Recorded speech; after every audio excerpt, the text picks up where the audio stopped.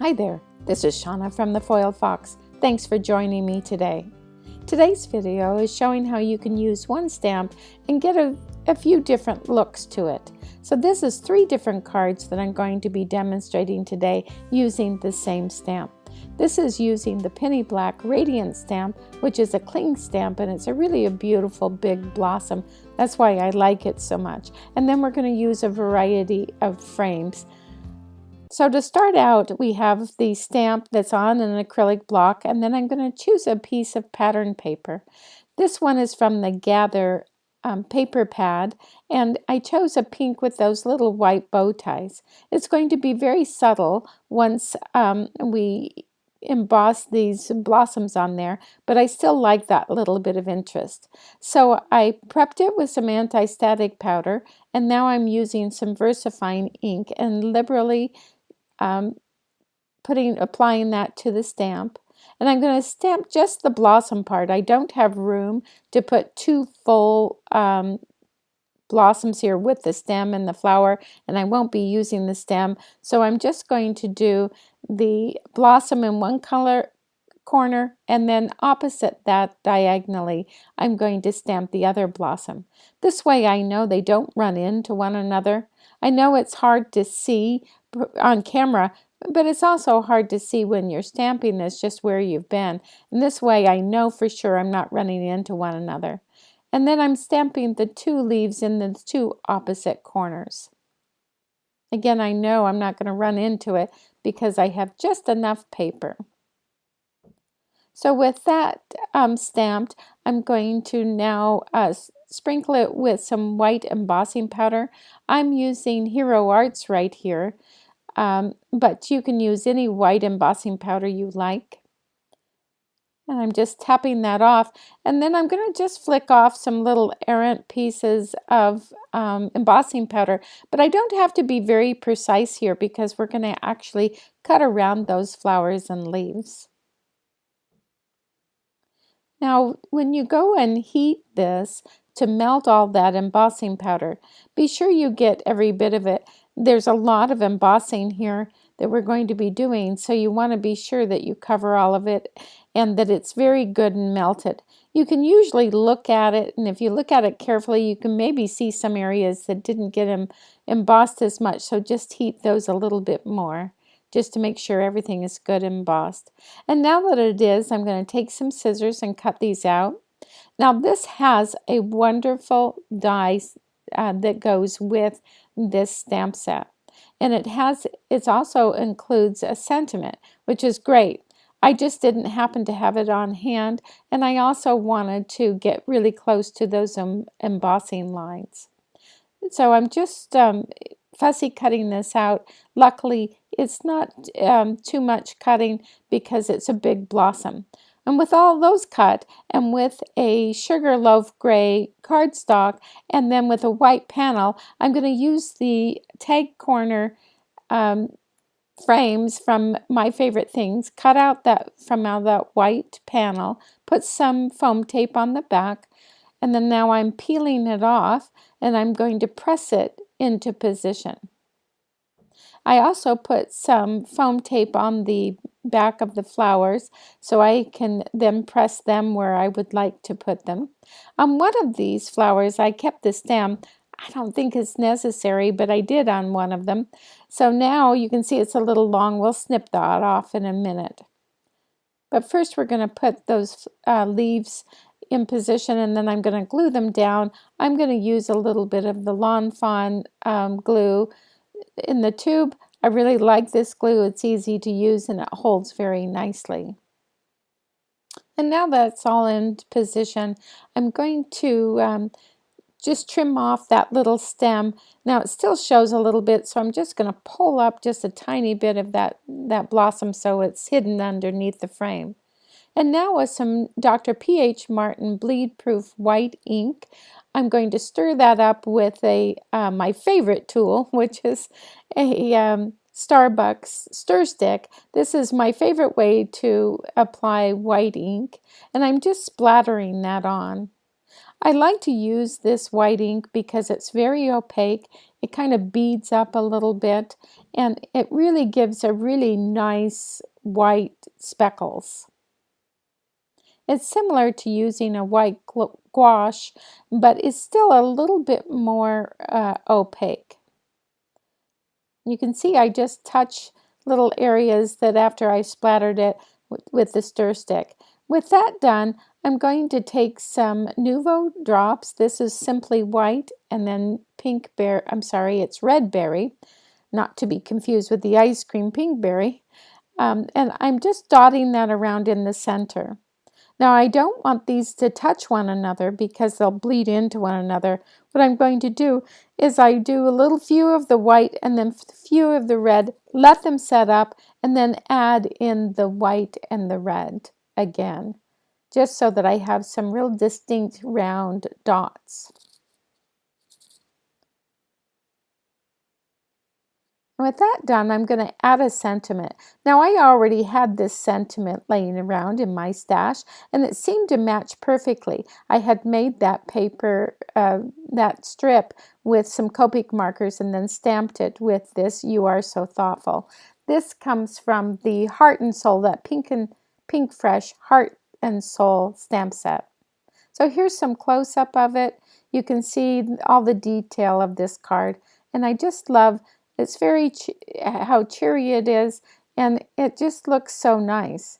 Now the second one, we're going to use some Altenew from the Altenew black and white pack.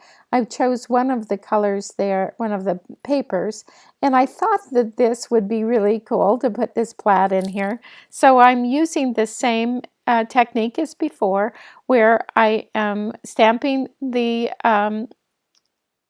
it with VersaFine ink, but first of course use your anti-static powder because you want to make sure that that's not going to, the powder's not going to stick everywhere you don't want it to.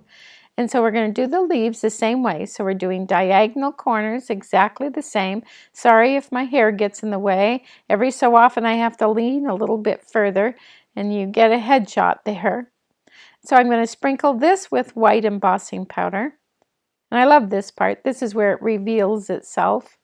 And you see those great blossoms. And you saw that this paper is double-sided, so you could use any side that you like. It's a great paper pack. It has some great black and white. So I'm going to, I heat emboss that. I didn't, since we showed you the heat embossing before, I didn't think I needed to show you again, but do heat emboss it very thoroughly. And then now I'm doing the same thing as before, and I'm just fussy cutting around it. And again, just to remind you, there is a die, and it's a great die. I don't have it in my hands right now, so we're going to fussy cut around these. It also includes a sentiment with it. And once these are all cut out, then we're going to do the same thing as we did before. I'm going to use the same frame, but this time I'm using a white card base. That's Neenah 110-pound cardstock, and with a black panel, I'm cutting out a black frame using the tag corner rectangle frames. This is from My Favorite Things. Put some foam tape on it, stuck it in position, put the flowers in position.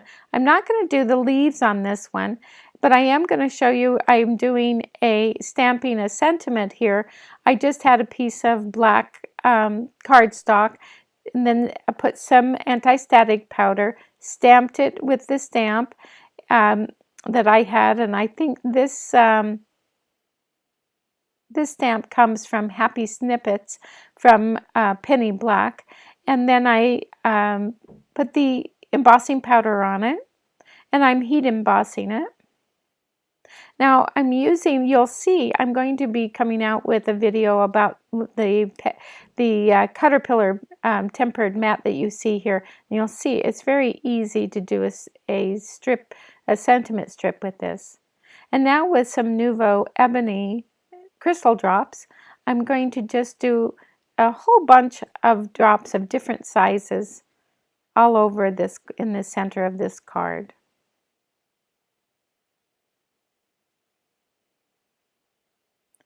Then I'm going to also put some dots in the center, just like I did on the other one. These are using the Simply White. And again, remember, don't let them touch one another because they'll bleed into one another. I make sure I space them far enough apart, and I'm same with the black, they're not touching the white. And then I'll come back after they've set up a little bit, doesn't take too long, and I'll add some more. So here's the close-up of this card, and you can see that wonderful plaid in the back. I just think I really like that kind of contemporary look, and so it works out very nicely. The third card is going to be using some watercolor paper, and I've decided that on this one I'm going to use just the full single blossom. So with some hot press watercolor paper, I stamped it with VersaFine ink, first using the anti-static powder so it doesn't stick every place I don't want it. Putting on the embossing powder, which is white, the same as before, the Hero Arts. I'm heat embossing this. And next what we're going to do is we're going to watercolor this. And this is going to be the easiest watercoloring you've ever done. I'm using some Distress inks. I have Warm Lipstick, Festive Berry, and Mustard Seed. And I'm just smushing on some ink here. This is all I'm going to need. And then I'm going to also use some greens. I'm going to spritz the paper with water, but first let me add the greens. So I have crushed olive, peeled paint, and forest moss, I think it is. These colors I always are my go-to. I love them. So I'm first putting on some Warm Lipstick, and boy, you don't have to be careful here. You just slather that on. And then I do the same with adding, I always start with the light and then go to the dark. And I'm just adding in those different colors. And then I'm going to add, once I was doing that green, it allowed the Warm Lipstick to just dry a slight bit. So I could add in the Festive Berry in the center and give it a bright, darker burst. And then I used the Mustard Seed and I splattered it all over the leaves and the blossom. A little bit of yellow is so bright and cheery. And then I'm going to heat this so that, heat dry it so that I can cut it out really quickly. So I did cut this out, and there you just have a single blossom. Now I'm using a white carbase, Neenah 110, and then on this one I'm using a frame from the Penny Black, a new one called Swirly Stitches, and it really cuts a really nice frame. And then I put some foam tape on the back of our flower that we cut out. And I'm going to press this down. Now I like it just plain like this, but I wanted to add just a little bit more interest, and so I'm adding a sentiment, the Big Hugs. This comes from Pink Fresh, I think Heart and Soul. But again, all of our supplies will be listed in our supply list. There's a link down below, and that'll pop you right over to our supply list and also to our blog that will have close-ups of each of these. And so I'm just using Red Berry, Party Pink, and then the gold Nouveau drops. And I'm just having a grand old time and putting in these dots just to add kind of a festive appearance. Now for the center, you can see I started to put the white and it just didn't go on right. So it's very easy, especially since it's been embossed, to just quickly wipe that off. If you do it quickly, then it is snap to get it off. And then I'm putting the white and the different colors of pink, following the same rule as before. Don't let them touch one another until they kind of dry and set. So here's this one. Isn't that a bright and cheery blossom? I just love that. I just can imagine sending this to someone and hopefully brightening their day.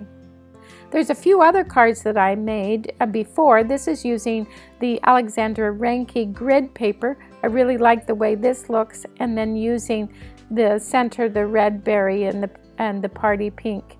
and using again the black with the white frame. Here I used the Swirly Stitches frames, and then I did 2 blossoms. These are both watercolored, but if you look really closely, there's other little dots. I had actually embossed some dots on there. So here are the 3 original ones, again just to give you an idea of how lovely they are, and I hope that you will try them. And I also hope that you really enjoyed this video. If you did, please give us a thumbs up. And if you haven't already, subscribe and tell your friends. We would love to have them join us too. And remember, you can always find our complete supply list and our blog just by clicking the link down below. Thanks again, and we'll see you next time.